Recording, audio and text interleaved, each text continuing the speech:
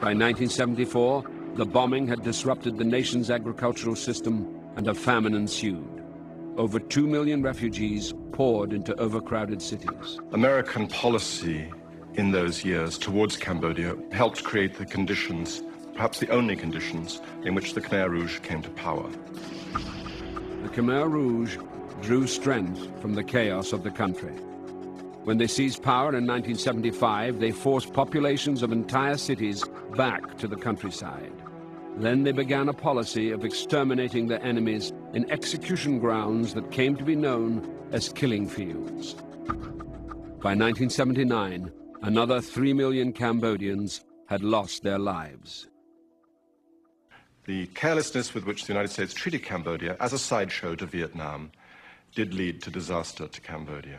Congress authorized money for bombs in South Vietnam, and they went into Cambodia. And there's a criminal act for you, lying. And therefore, I think anybody who died in Cambodia, you could argue criminally that they were guilty of murder one. People did it. Nobody authorized them to bomb Cambodia. There was no American war in Cambodia before President Nixon and Dr. Kissinger. That is totally incorrect. I think we inherited a tragedy. We attempted to and succeeded in extricating America with honor from this tragedy. Oh, we inherited it. No, you did not inherit it. You were the designers of the Cambodian policy. Crimes against humanity are crimes that comprise genocide or torture or mass murder committed on a widespread and systematic basis against innocent civilian populations.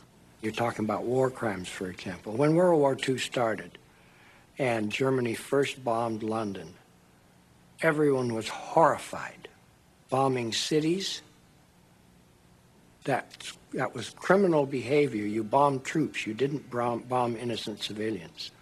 By the time the war was over, we had virtually wiped out Dresden, for example, in one of the most horrible bombing raids ever.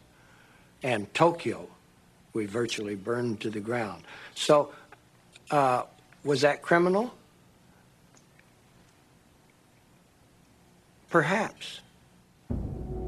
In July 1973, the detection of Nixon's taping system would lead to the discovery of the Watergate cover-up, the indictment of key members of the White House staff, and the end of the Nixon presidency.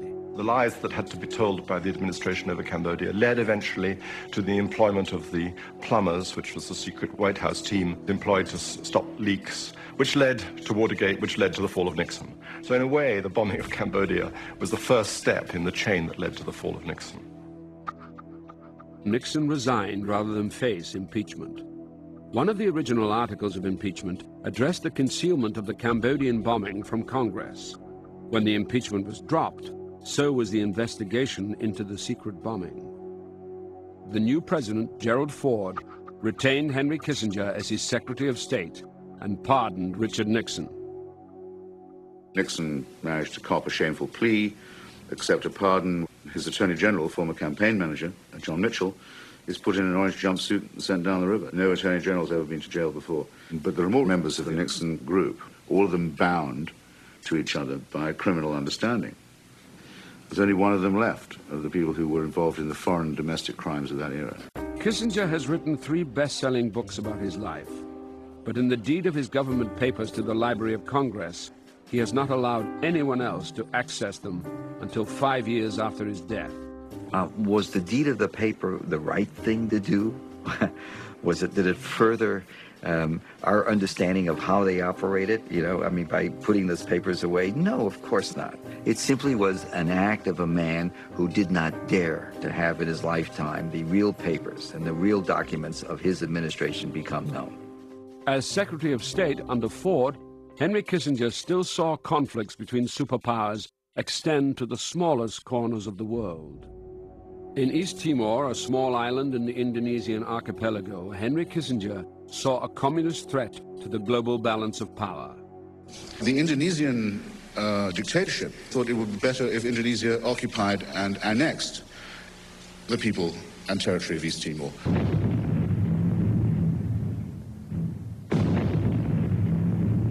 So they evolved a plan whereby they took the land and they subjected the people to a campaign of genocide.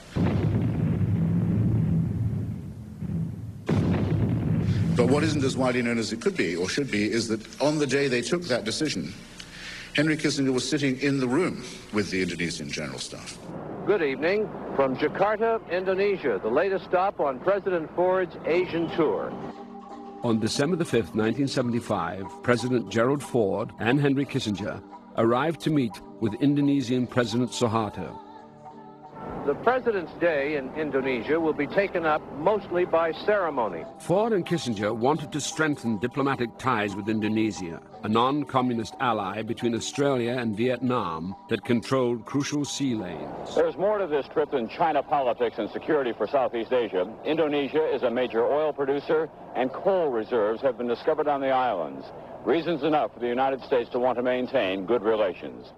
Dr. Kissinger met with along with President Ford, with President Suharto, and I was present at that meeting. Many have interpreted that meeting as Dr. Kissinger's giving a green light to the subsequent Indonesian invasion of Timor. East Timor was seeking its independence from Portugal. Kissinger had long been aware of the growing popularity in East Timor of a left-wing independence movement called Fretilin. The Indonesian military throughout this period was concerned that there not be a separate independent entity developed on one half of one of their islands with strong Chinese communist influence. When Dr. Kissinger came, I think the decision had already been made by the Indonesians that the efforts to negotiate with the Portuguese had not come to fruition, and therefore they needed to take direct military action. But any military action would involve U.S. weapons, which had been sold solely for self-defense. On December 6, as Ford and Kissinger concluded their visit, preparations were underway for an invasion. Why, they ask, are the Indonesians invading us? Why, they ask, if the Indonesians believe that Fretilin is communist, do they not send a delegation to Dili to find out? Why, they ask, are the Australians not helping us? When the Japanese invaded, they did help us. Why, they ask, are the Portuguese not helping us? We're still a Portuguese colony. Who, they ask, will pay for the terrible damage to our homes? One day after this report, Greg Shackleton was killed in East Timor.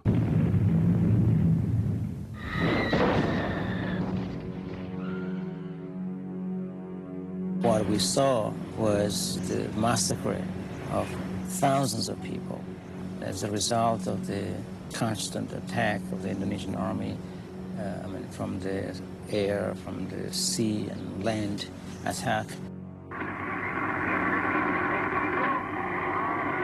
A lot of people are being killed, I repeat, indiscriminately.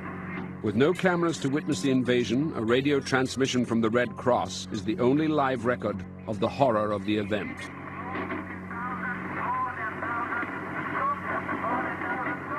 What I saw was that my own government was very much involved in what was going on in East Timor.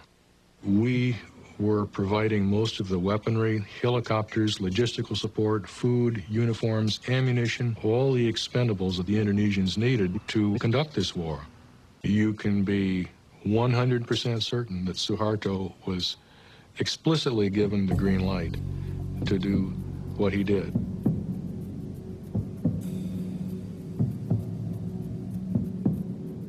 The invasion, executions, destruction of the land and resulting famine cost the lives of over 100,000 Timorese. In interviews, Kissinger has long denied that he discussed the invasion in the meeting with Suharto.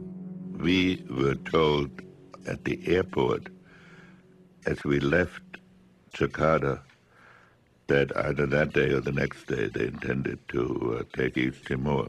Well, I don't want to take issue with the accuracy of Dr. Kissinger's memoirs, but it was mentioned in the meeting with Suharto.